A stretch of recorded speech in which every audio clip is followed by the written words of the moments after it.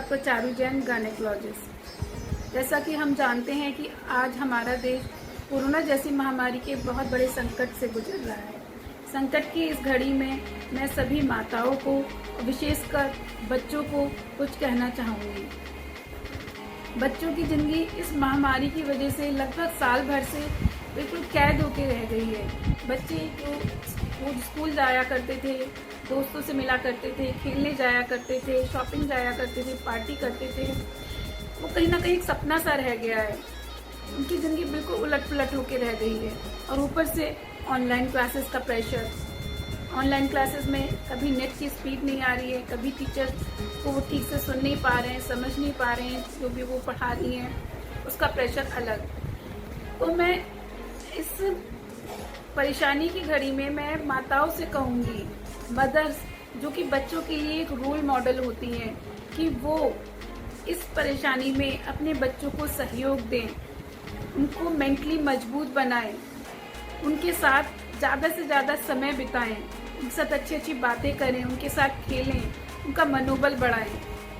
आजकल इस महामारी की वजह से कहीं ना कहीं घर में पेरेंट्स निगेटिव रहते हैं, बिजी रहते हैं मोबाइल में, टैबलेट में, टीवी में, और कहीं ना कहीं उन्हें ध्यान ही नहीं रहता है कि इस निगेटिविटी का असर उनके बच्चों पे कितना पड़ रहा है।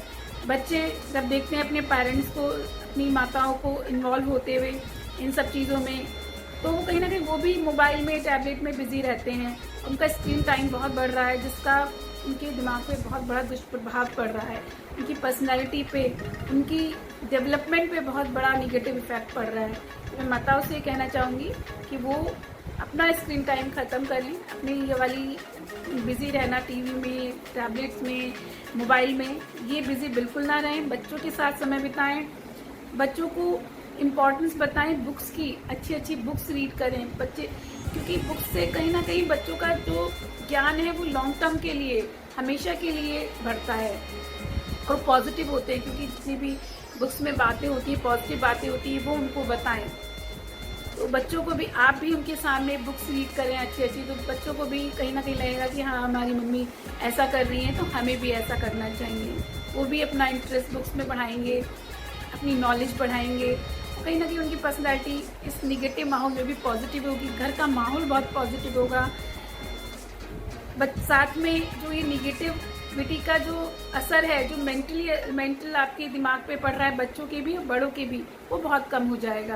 और जब निगेटिव दिमाग कम हो जाता है, निगेटिविटी, तो कहीं ना कहीं आपकी इम्यूनिटी भी बढ़ती है पॉजिटिविटी से, और आप बीमार भी नहीं पड़ते हैं, तो हमेशा खुश रहते हैं, हैप्पी रहते हैं, हेल्दी रहते हैं। तो मैं लास्ट में सब लोगों के अच्छे स्वास्थ्य के लिए, सब लोगों के हैप्पीनेस के लिए भगवान से प्रार्थना करूंगी। और आप भी इस बात का ध्यान रखिए, खुश रहिए, स्वस्थ रहिए। Thank you.